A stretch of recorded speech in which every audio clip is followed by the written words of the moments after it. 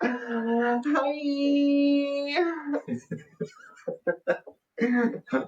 All right. Today, sweet listeners, we're getting personal. Sweet listeners, who are you? What are we? I'll get there. All right. We want to. Hi. Welcome back to the Velvet Gavel podcast. I'm Joe. I'm Quentin. I'm Tessa. I think the camera might be too low now. Is it? My big old fat head is not in the picture. Oh. All right. This is the kind of personal where your stomach drops, your jaw clenches, and you whisper to yourself, "Oh Lord, I felt that." Oh, yeah.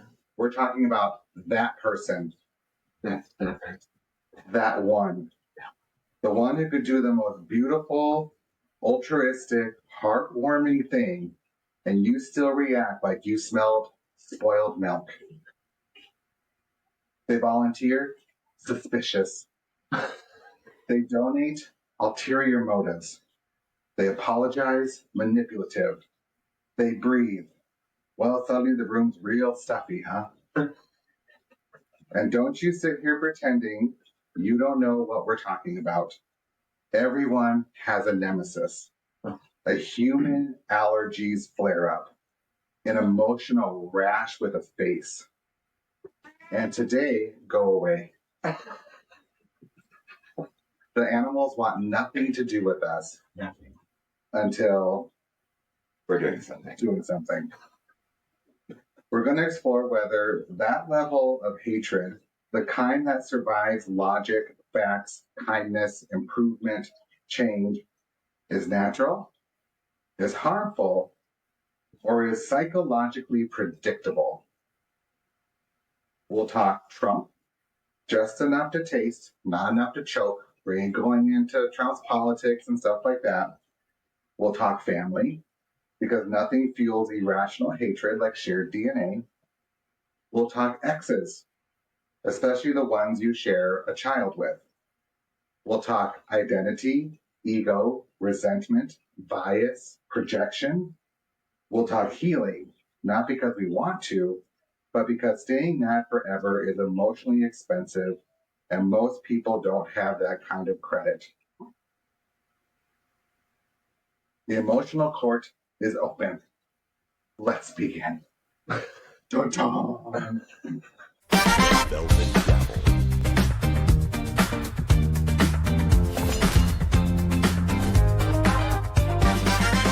Grab your mug and take the stand. Gavel's up, the drama's planned. Every case got spice and shade. This courtroom's velvet made. Spill the tea, babe, let it land. The jury's got time on hand. Hear both sides, play it grand. The Velvet Gavel take command.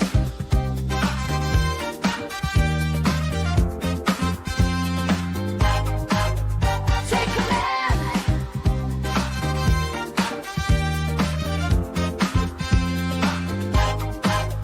Take command. Let's start with the deliciously petty truth.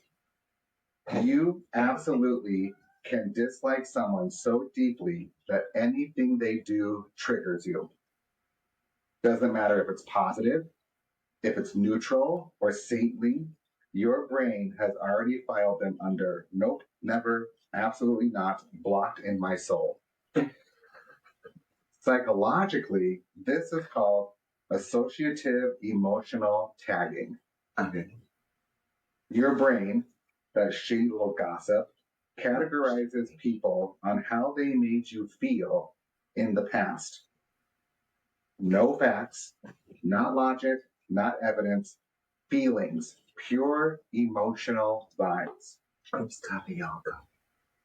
Once someone becomes associated with pain, betrayal, embarrassment, insecurity, or disrespect, your brain creates a shortcut. Then equals threat. And once that shortcut forms, it becomes automatically. They rescue a kitten. Red flag. They donate to charity. Scam. Scam. They mature emotionally. Acting. They smile. Condescending. They breathe. Too loud. Too loud. Loud breathers. This is the psychology of confirmation bias. Okay. Your brain loves being right. So once it decides someone's a villain, it only looks for evidence to prove itself. It's not you being petty, it's your brain being efficient. So Tessa, have you ever disliked someone so much that even their good moments irritated you? Yes. What was the original injury that created that reflex? I don't think it's one thing. The people that I've hated, it's like built up resentment and anger. Just like the constant disappointment. Yep. How about you, Clinton? What? Tim? What's the Have you ever disliked someone so much that even their good moments irritated you? Yeah. Oh, yeah. Oh, yeah. It clouded me. Clouded you? Yeah, yeah. So you think that even if they did good, that person would still be on your shit list? No. No. Do you think you can separate? I think I could, yes. It would, I mean, it's always going to be, it would be hard, but because you're always going to have that one visual that you're representing or, going back to relate to and to see. But I mean, I could change my mind if there's, repetitive change, that they've been doing or anything like that, or they, try to correct and fix the problem and haven't seen it before or do it again or whatever like that. I mean, people can change, what they, perceive and stuff like that, and change their minds and change their attitudes, I mean, we change thoughts every day. I mean, randomly. I mean, you have how many thoughts per day? I mean, that's changing your mind. You're really changing you're thinking of different things and thinking of things that, just go with or whatever. So, Tessa, do you think this reaction is natural self-protection or emotional immaturity disguised as a boundary? Probably both. Yeah, because sometimes I am being like hateful, and then I'm like, that's not reasonable, Tessa. But in the moment, it feels good. But also, I think it's natural, and I also think you have to protect your peace. So, Yeah. If someone isn't good for you, even if they change, that doesn't mean that you have to have them in your life. Yeah. I had this problem where I think there are people where it's like no matter what they do, I'm going to be irritated or think it's some sort of motive, right? What do you want? You're being nice. What do you want from me? So then I get mad. Yeah. But then I'm also the kind of person that gets mad for having mad feelings. Or I get mad for being emotional or sad. Yeah, you feel guilty, you feel shame or something. That's another emotion that you'll feel. Yeah, and so like now I'm double mad. Yeah. Mm-hmm. But let's talk about the big orange person himself, just lightly, because I think this rolls really well into it's almost like you either like Trump or dislike Trump, and no matter what he does, you're gonna stick to like that side of it. So let's relax, take a breath. No matter how you feel about him, we're not here to convert you either way, just to observe the psychology. So Donald J. Trump might be the single most polarizing human of our lifetime. People either adore him or despise him. and very rarely for reasons based solely on policy or factual analysis. He is a symbol, not a man, and symbols trigger emotions faster than logic.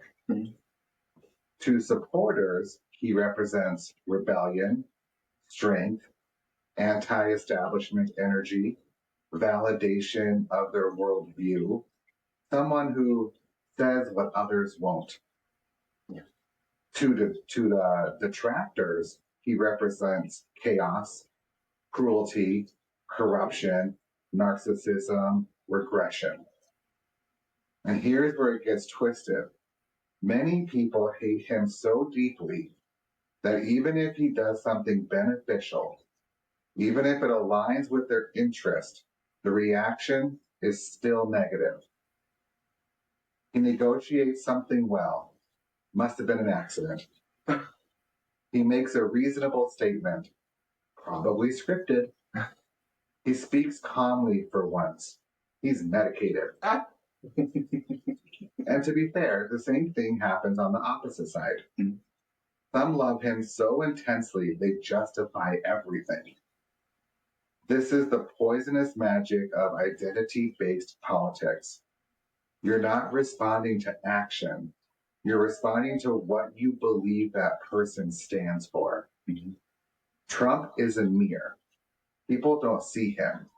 They see their fear or their hope.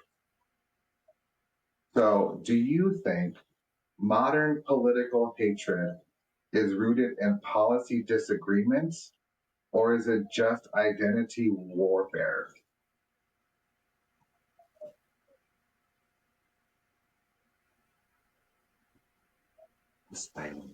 Silence. Tessa.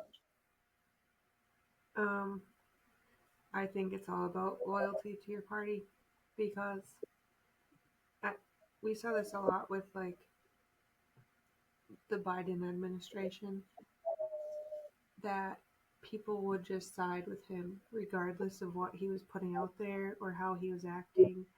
And I say Biden because I don't pay much attention to the news since then, but it's too ridiculous. I can't do it. But what was I saying? Oh, um, people will just go along with whatever they say, regardless of if it makes sense or not, just because of who they are.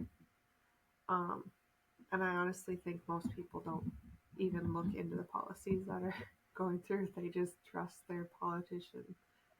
Yeah, trust that they're doing the right thing and stuff. Yeah. Can anyone in politics today actually escape public bias long enough to be judged fairly? Do you think a politician could actually have the chance to be judged fairly, or are they pretty much prejudged because they're politicians? I don't think anyone can be judged fairly if you don't know them personally. Yeah. Even social media, it's all whatever you put out there for people. Yeah, true. Yeah.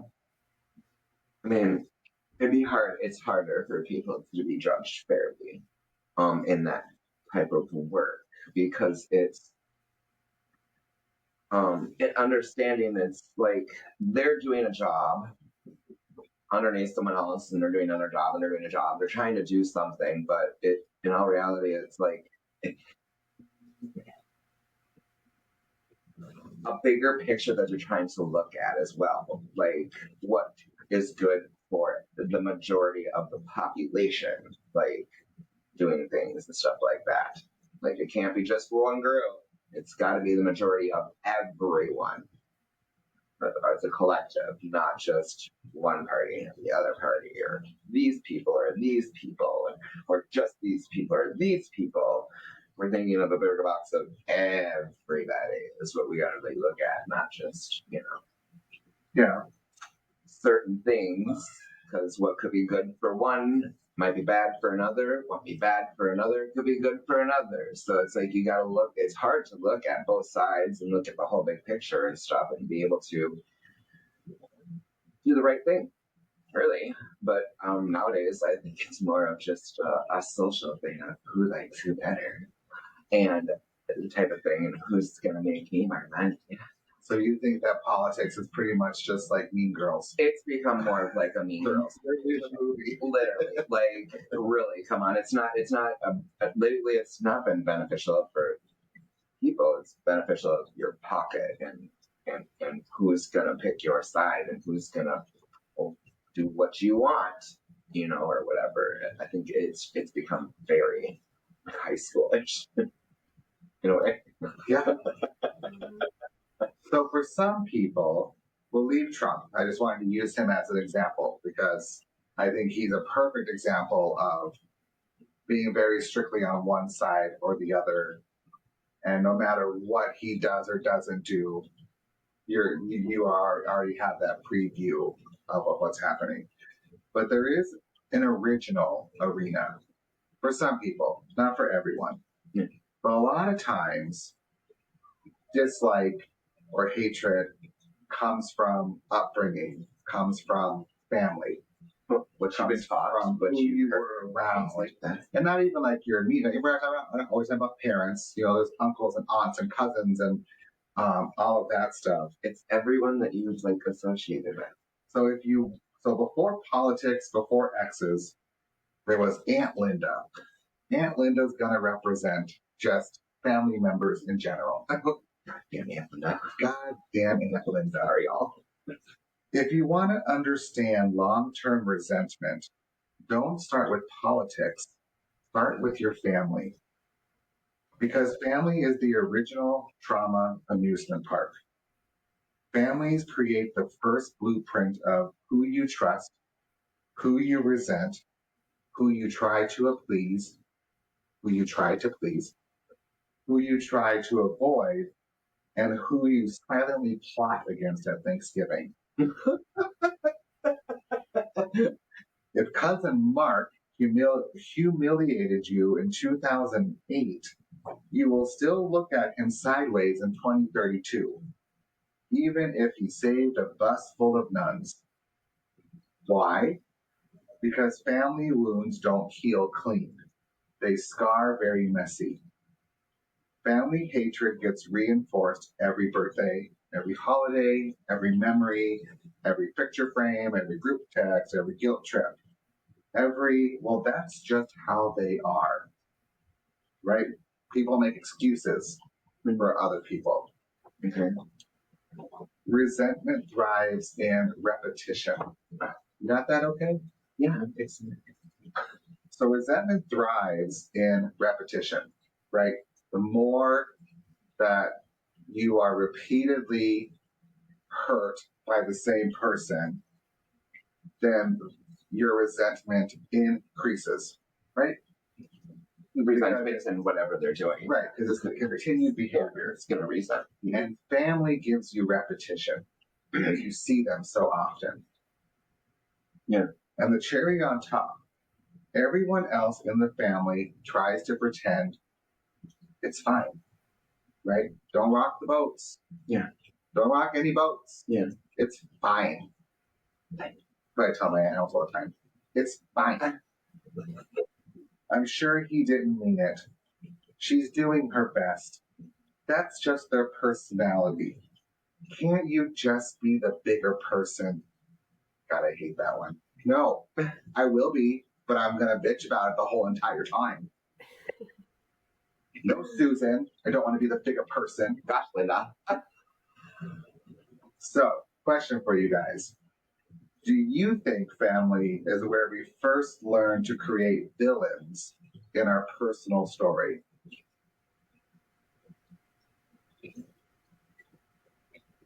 I don't think so. I was going to say, The I reason don't think I'll so. say that is because usually it's outside your family. I think it's more of like you're saying too, Tessa, it's like an outside, like, influence. But now let's switch it up a little bit, because if you think about it, how many people were, there's certain words I can't say, but were, hurt in an inappropriate way as a child by an uncle, a loved one, a family member. It could be, yeah.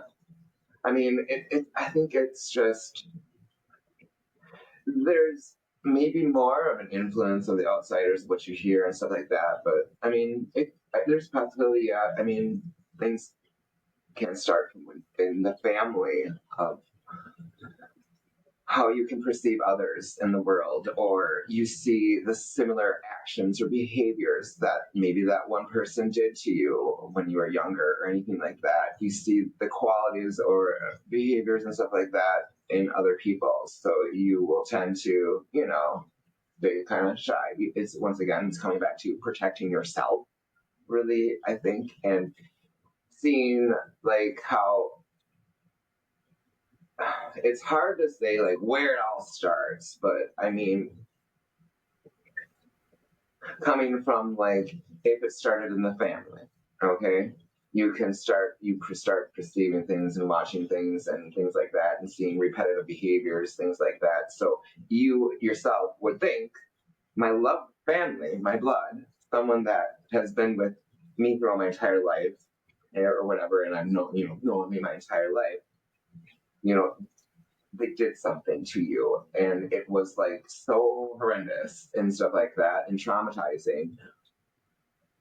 I don't know where I'm trying to go like this, but it can I guess give you an impression of, I think that can form how you build relationships later in life. it can, yes, it can, depending on how what trauma happened or anything like that. You can put a picture in your own head too.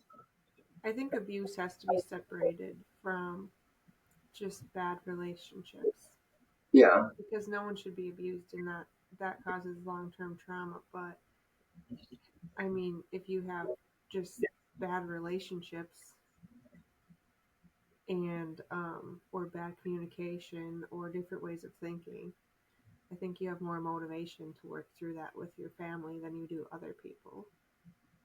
true. Yeah. Well, that brings up my next question.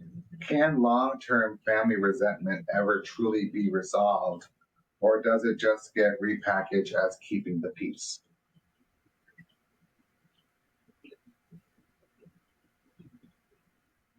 I know, like, our family's going to watch this test and be like, who were you talking about? Um, Nobody. This is just a keeping re-say that again. So, can long-term family resentment ever truly be resolved? Meaning, you either come to peace with it, you work it out, or you decide to cut ties or whatever, or does it just get repackaged as keeping the peace? You might go to a family event, and to keep the peace, you're just going to be pleasant, interact appropriately, regardless of what that person has or has not done to you.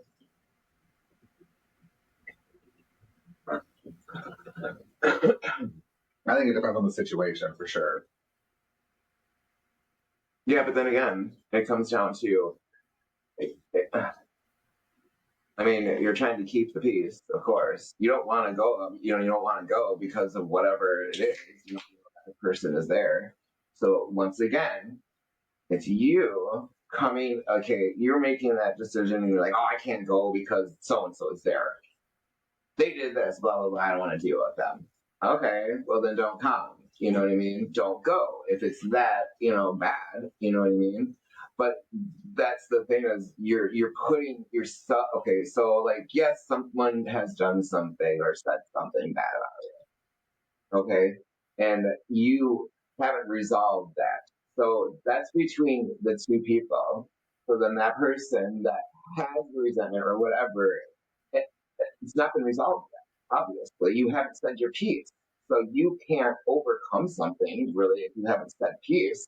I mean, you can, but you're still going to have that in the back of your mind, your your unconscious mind. Like, this person did this to me still, you know.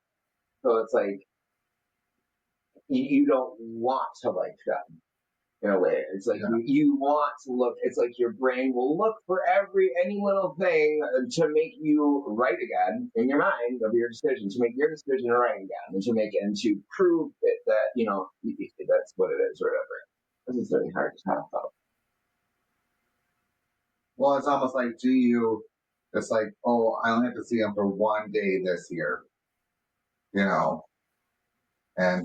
if I say or do anything, I'm going to be labeled the drama creator, right? But then once again, it's like, So to me, it's like, keep the peace. it is, well, keep the peace. I mean, yeah, but then again, like, you go in public, okay, and you don't know anything about all those people or what they stand for, but they could be the same type of person. So it's like, it's already, it's like embedded in your brain of that person. You know what I mean? That person's embedded in your brain of what they've done. So it's the thing that they've done. It's not really the person, it's the action, the thing that they've done. It's fucking bothering you. Yeah. It's not the actual person, because, like, the person could be, like, some saint, and then all of a sudden something, they slipped out, and now they're like, oh my god, that person is so horrible. Oh my god, blah, blah, blah, blah, blah, blah, blah. So, but it's like, then again, you're taking that, and it's like, I don't know, and it's hard to talk about, but. Yeah. Family members, you know what I mean? Like, people, it's you haven't resolved whatever the issue is, and it's like how people say it. People mirror things that you aren't gonna like, or you're mirroring back of the things that you don't like about yourself, or things that you fear, or things that you're insecure about, or things that you aren't comfortable with, and things like that. It rises up more emotions about things, and then that can distort your thinking and the way it is and stuff. So I don't know what I'm trying to say here. Well, and you can only come to resolution if both parties are willing to come to the table. True. Admit some form of guilt on usually on both sides. It can't be on one side, but you are also responsible for your own reaction and how you responded and how you continue to act moving forward. Yeah. For the small part that you play as well. But it's a time for growth. Like, things like that is a time for growth. So that's when you need to make the choice. Okay, this thing happened. This person did this. This person said this. This person did that, or whatever. Then it's on your behalf to go, okay, this is the action that actually hurt me. Okay? Not the person. The person did the action, but the action was the thing that hurt you. Okay? So that you need to think, okay, why did that hurt me? What did it really do? Why did it hurt me so bad? What is it about this situation that hurt me? Why do I feel this way? What is it? And it comes down to, there's something, underlying something that it could be, that you have put it to where, oh, if this person does this to me, if someone did this to me, I would be this forever. They would never get that. Okay? Wow. But I'm sure that one thing you have done to somebody else. Okay? So you're like, oh, but they did it to me. Oh, but I've done it to somebody else. So it's like you have to come to the realization of you don't want someone to betray you as a bad person for doing something when you know you're not, and you might think not, but that person at the time you didn't think it was going to hurt somebody, or what you said you didn't think was going to hurt somebody's feelings or anything like that. You don't know. It might hurt that person's feelings, or it might hurt them, But then it's coming back to, it's the action and how you felt and how you have to overcome it, like, or how it affected you. Like, it's that, it's the action part. It's when it comes down to it, really. And it hurts a lot more when it comes from someone that supposedly loved you, or he was your best friend, or it's a trust, so they broke a trust. They broke a bond, they broke a betrayal. If you feel betrayed, you feel all these emotions, that are stirring up because of an action, and I think it's the action, but then it's the betrayal part of, you thought that they would never do that to you, but when in reality that it might not be that they meant, or it wasn't intentional. It wasn't intentional, but you trying to And think of it as like, it must have been intentional. Are you trying to find a logical reason or anything like that? You know what I mean? And so you go off of what you already know or perceive or anything like that. You know, the knowledge that you already have. So it's just knowledge of the action or of the behavior and whether or not it's good or bad. You know, things are bad. Things are bad. Things are bad. Things can be good. Things can be good. It can happen either way. Either way. You know what I mean? Yeah. It can happen either way. Just like you said, like, you know, well, they did a good thing. Oh, still even. Oh, you did a bad thing. Oh, still even. You know what I mean? It's just, it comes back to, it's you just finding out the, you know, original problem. Violation. Yeah. Is there anything else from you? I don't know. That was a lot of bullshit. Well, I kind of knew when I brought this up. It's hard to explain. You would have I have a hard time finding the words and stuff that to explain things. So let's talk about the psychology of persistent hatred, which is pretty much what this episode is about. So why the brain clings to resentment. So we're going to break down why hatred sticks scientifically. Right. So, number one, cognitive burn-in. The brain loves shortcuts. Once someone is tagged as unsafe, it keeps them in that category to avoid re-injury. So it's primal. It's your brain protecting itself. Yeah. Number two, moral injury. When someone violates a core value, cheating, lying, betrayal, disrespect, it cuts deeper than a simple wound. It tears your worldview. That creates long-term resentment. Number three, ego protection. Sometimes hatred towards someone is actually self-hatred redirected. We have traits in others that expose what we fear in ourselves. Yeah, that we would have in ourselves as well. That's what I'm talking about, like the mirror. Yeah. Sometimes you dislike what someone did to you because it might be a trait that you have, and it's just like this mirror that just happened, and you're, you know. Because you have done it to others yourself. Yeah. The four, five, psychological investment. If you've hated someone for years, you're invested, like a 401k. Yeah. Admitting they're not as bad as you thought means you wasted emotional energy. So the brain doubles down. Yeah, I'm not letting you waste emotional energy. We are You rude bitches. we're sticking to this. We're in this together. Yeah. So, Tessa, do you think hatred can offer a sense of identity or purpose to someone who feels powerless? Probably, but I don't think it's the best place to put your energy. We're big on energy. Really? I'm really big on. Clinton will sometimes make comments that I don't always let things bother me, right? And I keep things internal a lot.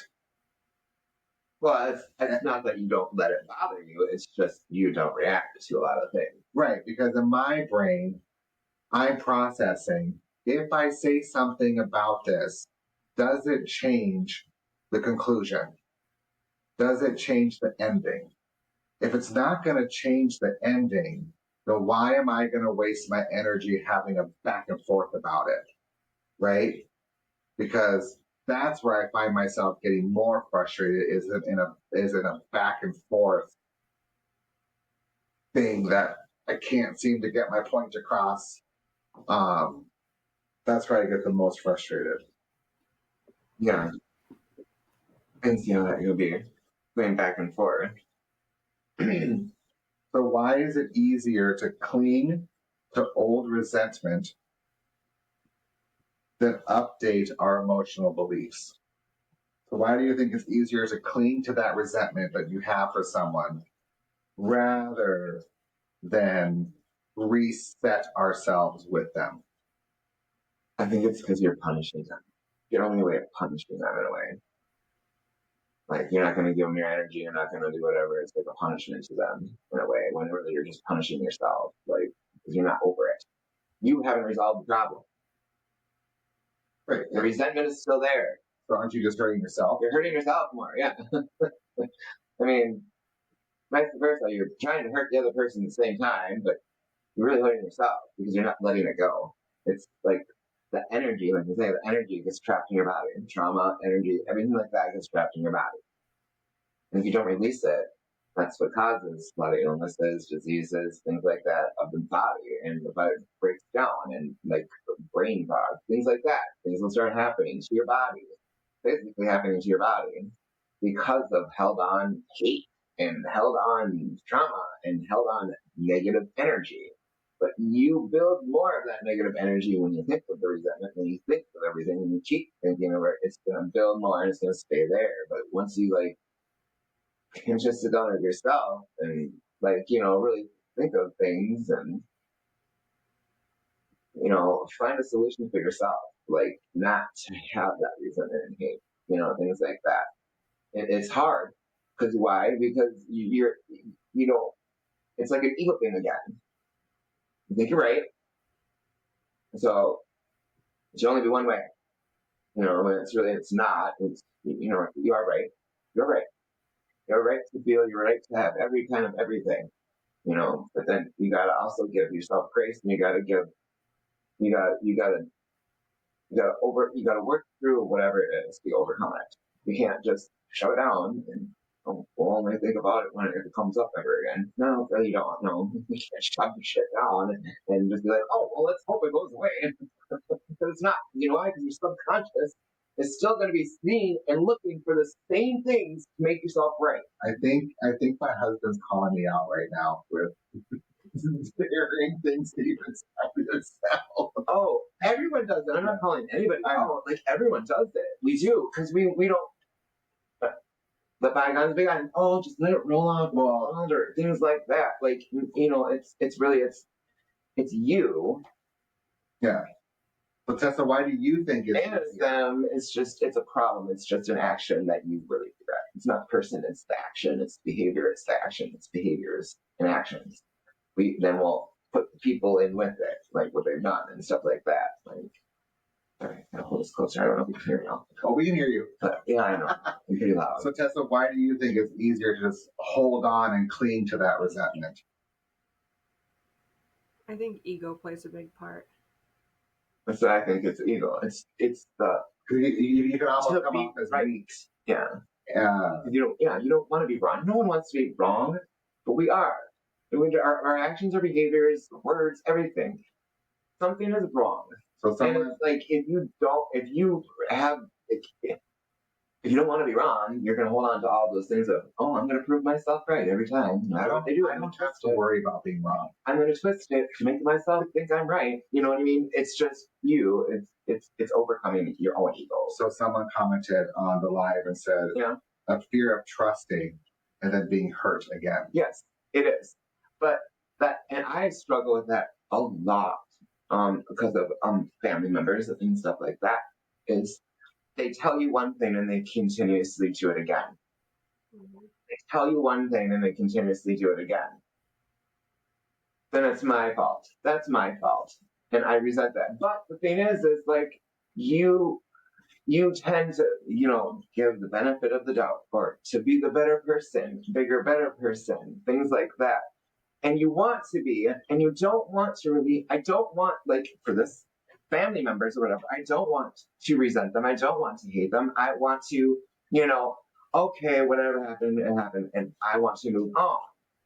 I don't want to have any of those feelings towards that person because it's not benefiting me at all. It's just, you're hurting yourself over and over and over again. Yeah. And then, when a situation that happens, later in life that was similar to whatever they did, those same feelings come back all up, and then you're like, oh my God, you know what I mean? It's hard. It's really hard with family members and stuff like that. Because you always want to give the person the benefit of the doubt. But it's the repetitive actions that never change. Right. Whether it's in a different way or anything like that, you tend to you'll see it coming, and you're like, oh motherfucker, you know, like why this again? Like really? Like I thought we were past all that. Yeah, Like really? I put my guard down. Yeah, you know what I mean. I opened up and vulnerable with you and told you everything or whatever the case may be. You know what I mean. You tried to do whatever, but then it's like they use it against you, or like you know they go through a whole spiel of you know oh, I'm so blah blah sorry and blah blah blah. We won't do it again. Blah blah blah. But then it's like you can almost see it coming again. It's like you see it coming, and you're like, motherfucker. Well, now Motherfucker. let's look at the other side of the coin. Yeah. Right? This podcast is all about both sides. Yeah, no, I'm just saying. So here's the uncomfortable truth. Mhm. Sometimes the person you hate has changed. Mhm. It can happen. Yep. They've grown. Mhm.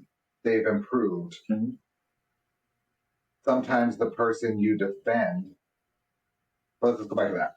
Well, the person you hate has changed, grown, and improved, but you are still having this dislike for them. Yeah. So now what have you become? You have now become the villain. Yeah. In a way, in a sense, yeah. I mean, but then again, though, it's like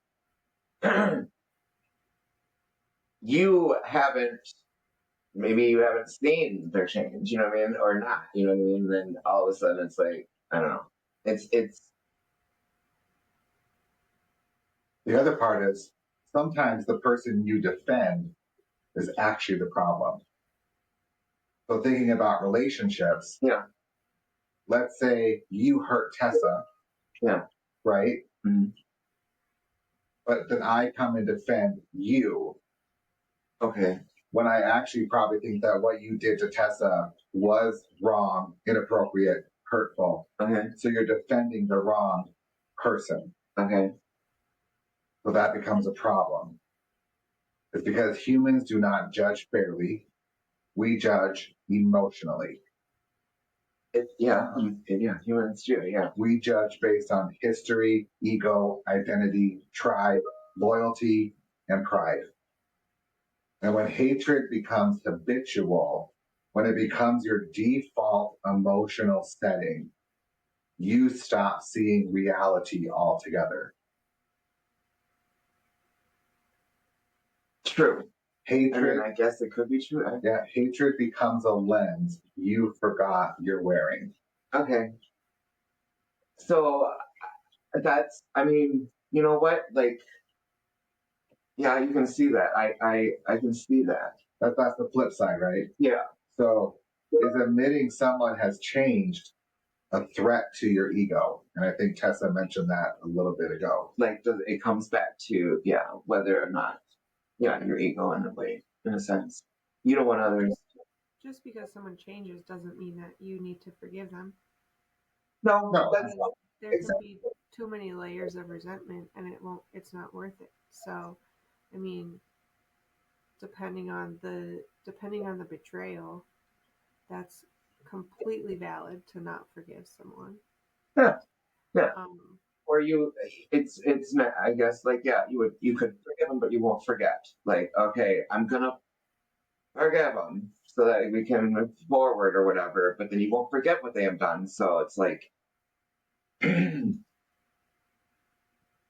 But does that make them a bad person? Is that what we're talking about, basically? Does it still make them bad? I think if they're willing to come to terms with accountability and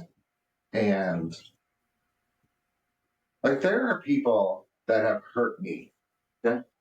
There's family that has hurt me, not family that I have right now, right? Yeah. And if I am done and I have decided that this is not a relationship I wish to have any further, there really is no coming back from that. I don't need to know if you're good now or if you're still bad because I don't think about you. Yeah. And if you were to come back to me and say, look, I'm sorry for everything, I've changed, there's a chance it's probably still going to be a no for me. Yeah. Like I've been done. Yeah. And I don't wish to be hurt again. And I don't wish to purposely put myself in a situation that I could be hurt or whatever. Yeah. Or could be frustrated. I try to just avoid those situations altogether. Or those people also. I enjoy my own peace. Yeah. And if you have disturbed that over and over and over, and then I have now decided this is now a cut. I have cut this tie. There is no lifeline between us anymore. Mm-hmm. Then there is no coming back. I no longer think of you. You know? Yeah. I'm not scrolling your socials. Yeah. I don't care what you're doing. Yep. And if you came back to me and said, I'm really sorry, I'm a better person now, probably still a no. I'm probably still not interested. Yeah.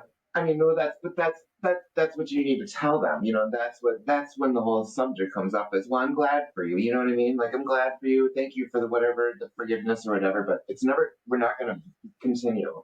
You know, we're not going to have a friendship or anything like that. But go on with your life. If that's what you need, is that closure. That's basically a closure coming back. You know what I mean? So it's good for both parties, really. when you have that closure, you have that, you know, it's done, it's over, it's whatever. Either way, if you don't say anything or if you do say something, you know what I mean? It's you coming to a realization it's closure. You came to the closure. You were like, I don't have nothing to do with that person ever again. It's closure. It's done. No matter what they've done or what they've said, I know this whole situation. I know where it's, you know, things like that. You're just done with the situation. You don't want to deal with that anymore. So you won't. It's just fine. Which is really good. It's fine. There's nothing wrong with that, you know. But then again, it's like, you know, if you want to go down that road and be their friend again, there's the potential that it's going to happen again.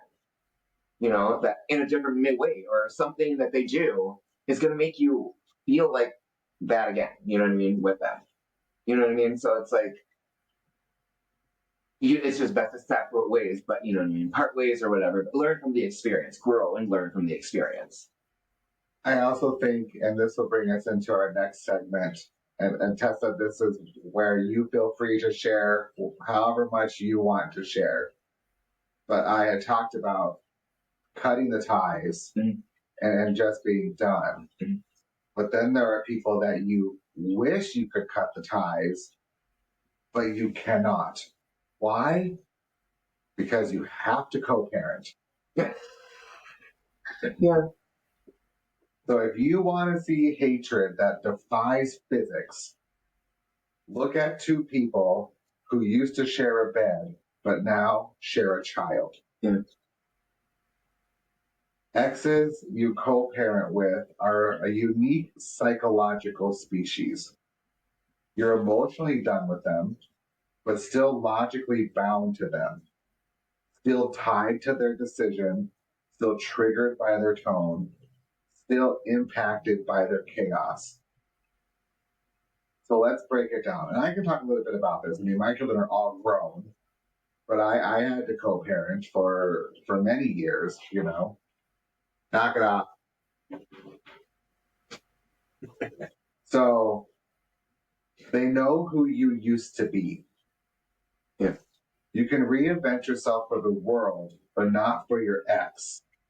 They saw your unfiltered self, your deepest vulnerabilities that creates resentment fast. Number 2, they didn't just break up with you, they broke up with your future. Your nervous system mourns the life you thought you were building. That grief attaches to their name like a shadow. Mm-hmm. Number 3, you still depend on them and you hate that. Dependence breeds resentment when trust is gone. Number 4, you see their traits in your kid. And sometimes it triggers you, even if you don't want it to. Number 5, society demands maturity you don't always have. People say, rise above. Meanwhile, they do, yeah. Meanwhile, you're just trying to get through school pickup without praying for lightning. The hateful truth is real. You don't love them. You don't like them. but you must cooperate. Mm-hmm. That creates emotional tension thicker than drywall dust. Yeah, that would be hard. It would be very hard, yeah. So, Tessa, we'll see how far you want to talk about this. Why do you think co-parenting resentment stays so fresh even years after the breakup? I know for me, if I were just to break up after my divorce, I would never talk to them again. Like blocked on everything, never speak to them again. And so having to see them every few weeks or whenever we have trade-offs is it just brings all those feelings back in my body. Yeah. I feel so anxious and I feel like I'm gonna puke, even if I don't have like those thoughts active in my head. Yeah. It's And just that, visualization and seeing them and yeah. everything that they've done and all that stuff comes flowing back to you emotionally, yeah. And also, we're like 5.5 years in, I think. And in the beginning, it was awful. Um, but as time's gone on, Yeah. I've been more open to like allowing to see change. And then, of course, it gets crushed again. but I try to be open. Um, It's gotten better for you, yeah, for yourself. And in the feelings and the emotions and stuff inside, it's kind of subsided. You're not as anxious. You're not as Well, into the feelings, or is it it's not as intense. is it a change in the other person, or is it a change you've made in yourself on how you react to it? probably both. So yeah, yeah, But a lot on myself because I don't get so emotionally tied to what he does and says as I used to. yeah, But it also, you mentioned like seeing traits of your kids, and that's actually my favorite part. Um, and I think that's where a lot of healing has come because I used to see those traits and I'd be like, oh, you're just like your dad, it's so annoying. And then I was like, well, that mentality doesn't help my child because then they think something is wrong with them if I'm talking bad about their dad. And I have learned that when I, like, sometimes my middle child will be sleeping and he'll look just like his dad, and I'll be like, oh, that's just so cute. Like, that was one of my favorite parts of your dad. And I think that kind of, like, I've retrained my brain in that way so I don't have as much resentment.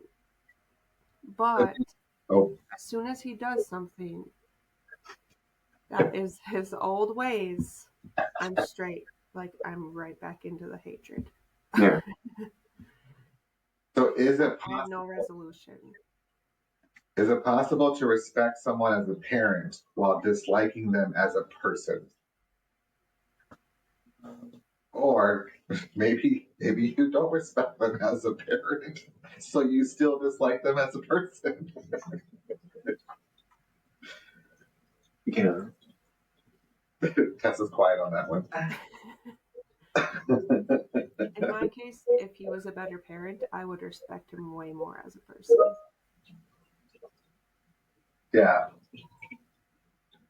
So sorry, guys, in the recording, if you're going to hear my Teams messages popping up, that's just lovely. Why is someone Teams messaging me on a Sunday afternoon? It's not even afternoon yet.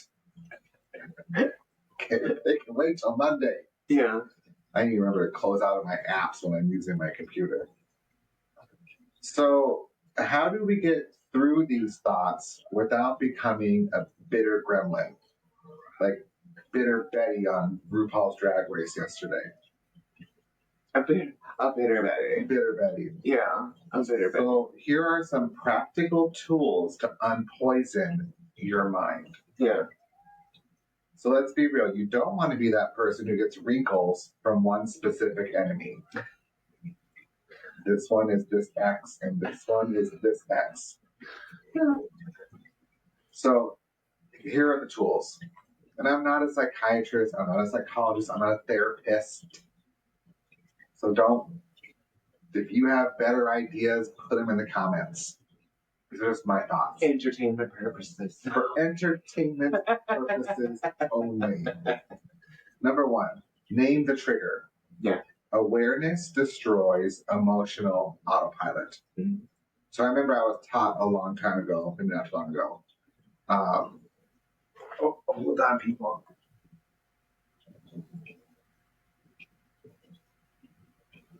Okay.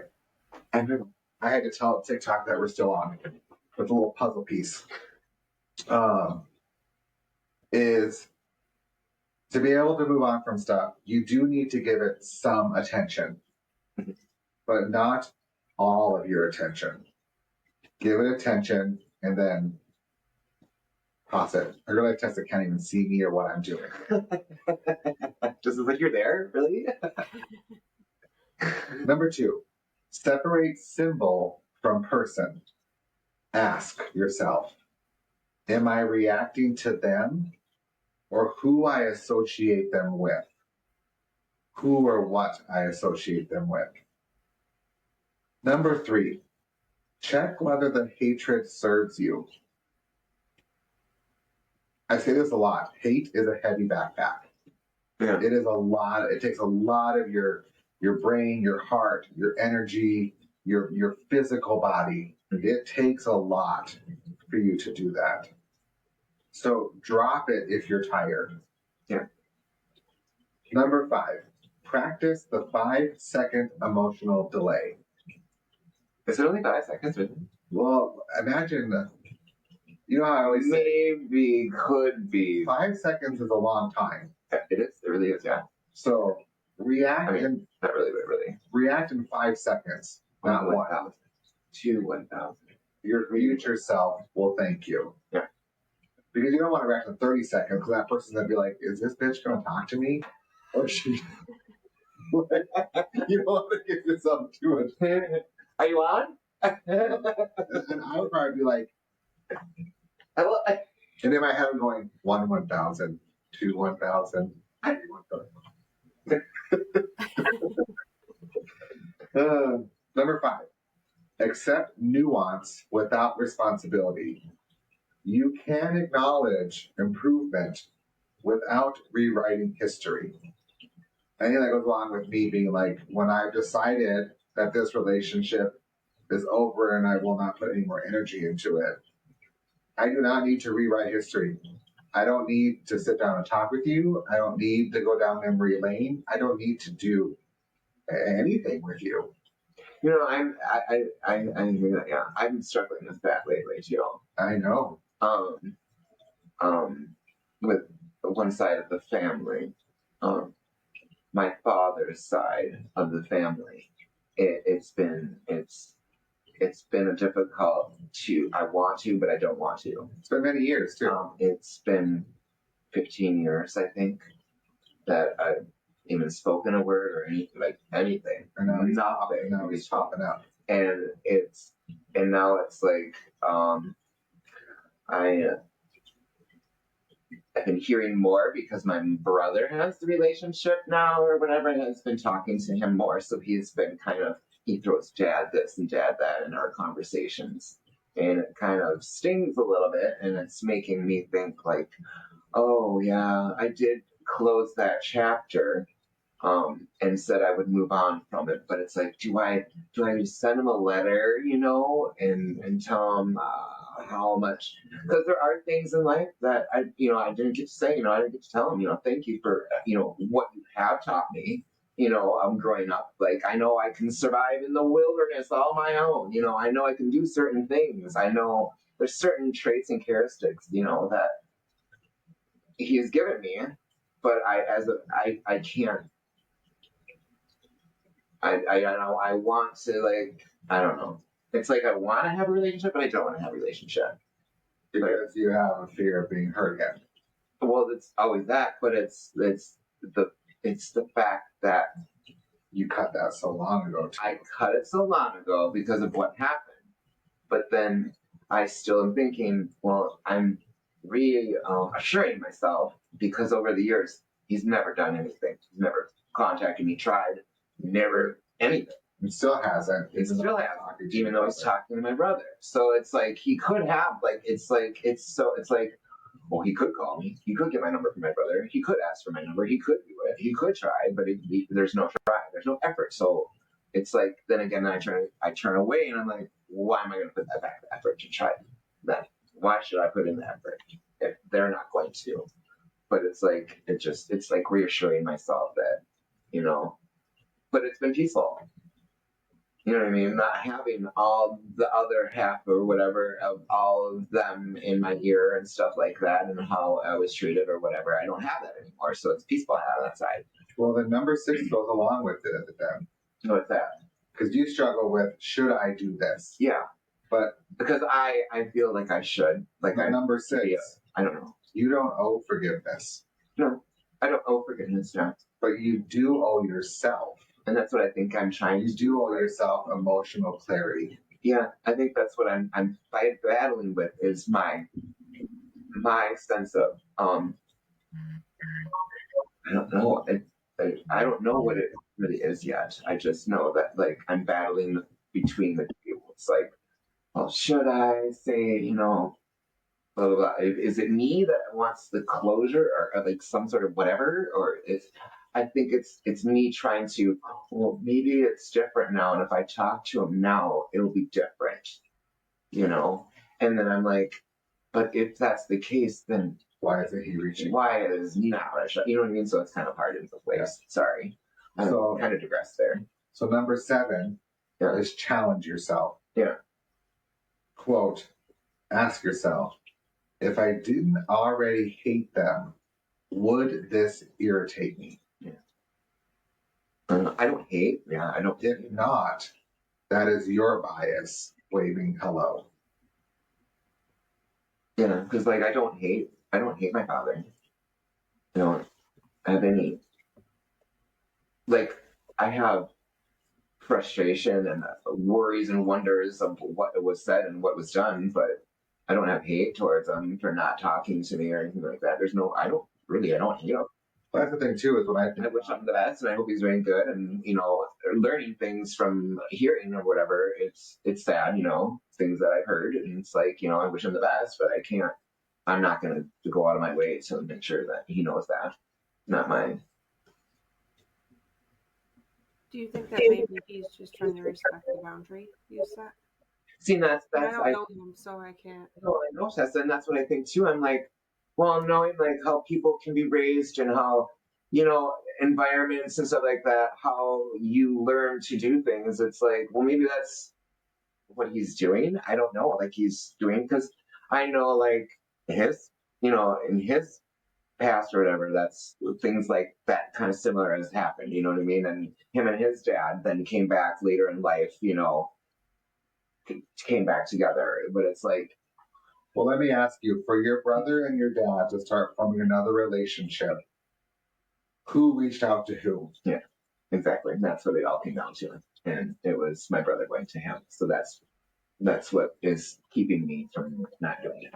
So I think it was, you know, that's the whole, I'm battling with that fight of myself, of maybe I'm doing it because, or maybe I think I should do it because I want answers. You know what I mean? And that's not that I don't need that. I don't need the answers. I don't. They've already given to me. So it's like, it's just a battle of me fighting myself, I guess, in a way. Hating myself for, you know, I don't know, or whatever the case may be. Whatever that happens. You need closure. I think it's okay to reach out and get your answers and then set that boundary again. Yeah. Yeah, I think it's okay to maybe send a letter, you know, hope for something back. And based on those reactions, or those responses that you get, how you decide now you're going to move forward. Yeah. Okay. You know? Well, I'm not let that happen. So Tessa, what helps you pause before reacting to someone who triggers you? Oh, I don't.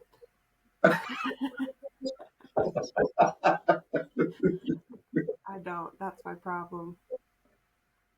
Do you just react then? Yeah. Yeah. I also don't have a problem. Well, the problem is that I don't have a problem just being done with people when they've betrayed me, and I can forgive them from afar. I don't need them back in my life. Well, I want to thank you for saying that because I was going to say that. I was talking about cutting ties. Yeah.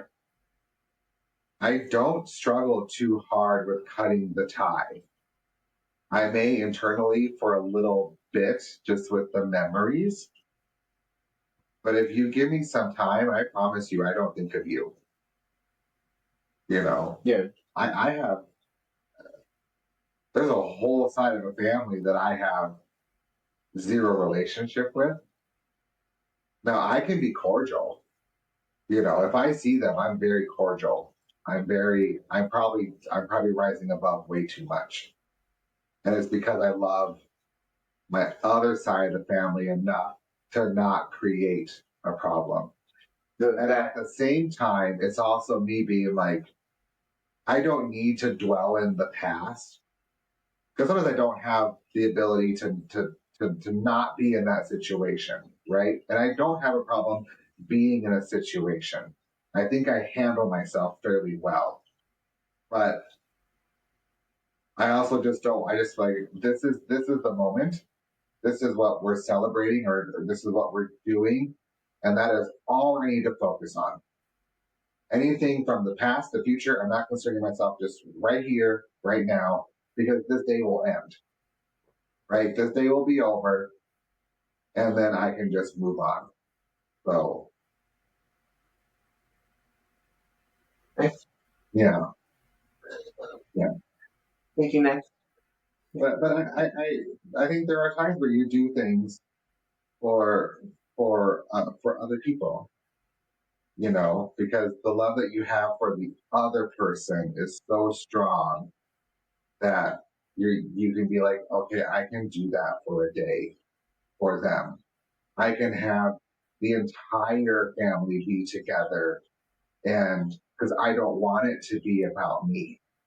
Yeah. Although people think I like attention, I'm actually not a huge fan of being the center of attention. I just kind of want to be present in the moment, and I don't need anything else. So if anyone's listening to this, do not look between the lines. I am saying I am okay with it. It does not hurt my feelings. It does not dredge up old thoughts. It does not dredge up old feelings for me because I've cut that tie. And when I cut that tie, I'm actually able to separate it. I'm very much able to just live in that moment, interact how I need to interact without being emotional, hurt, dramatized. I can mindfulness is my number one thing. Did you say that? I love mindfulness. Um, so yeah, that's my thoughts on that. Sorry guys, that was a long thing to say. Anyone else have thoughts on that? Um, any tricks that you guys have? Um, I I also think it's fine. Like I said to Clinton, like sometimes there's someone that we had a falling out either on them or on me, and it's okay to be like send them a message. Hey, I've been thinking about you, um, and I just hope everything's going okay, and just leave it at that. It doesn't need to be a conversation, but if if you're healed, maybe you should, it's okay to reach out and just tell them that everything is okay, so they're not carrying the weight of that either. Yeah, Sure. because I can remember two things. I can remember when my daughter was younger, and I had a boss that pretty much just like fucked me over, like like it was bad. And I was walking with my daughter in the mall, and here he comes. And I mean, my daughter wasn't super younger, right? Because she's able to comprehend interactions. But I shook his hand. We talked for a few minutes, and we moved on. And she's like, "How the hell did you do that?" And it's just like, I don't need to. I don't need to be a certain way. I don't need to put that energy in. So Yeah. Well, there's two things. What was the other thing now? I don't remember the other thing. Alzheimer's. Alzheimer's. Not me. I know there's lots of things that you can do and lots of tools and stuff like that out there. But it's in the heat of the moment, it's harder to do things. It really is. But that's when you just gotta walk away at the moment. But you gotta be like, okay, this is too extreme right now. We're gonna separate for a little bit and come back to this or whatever you need to do. But yeah, I'm also fearful of what I will say or do in a moment if I'm not mindful of my interaction or my words in that moment. Well, you need to be, because then I can put myself into a villain mode because I'll be like, here, listen here, motherfucker. Listen here, my brain says one thing. Yeah. My mouth wants to say one thing, but my brain says, "Oop, pause." What are you hoping to get out of this? So it's just like, well, I just need to be in this moment because I'm not going to see them tomorrow. Yeah. So, but before we go into closing arguments, I want to remind all our listeners of something. So this right here, this isn't just going to be an episode. This is chapter 1 of a 12-week descent into the things people whisper about but never say out loud. Yeah. All of us here, we're going to be taking a journey, a slow burn, a scalpel, a mirror you can't look away from. Each week over the next 12 weeks, we're cracking open one more layer of the stories we hide behind, the resentments we nurse, the identities we polish, the delusions we live in, and the truths that we pretend are optional. Just going to be us for the next 12 weeks.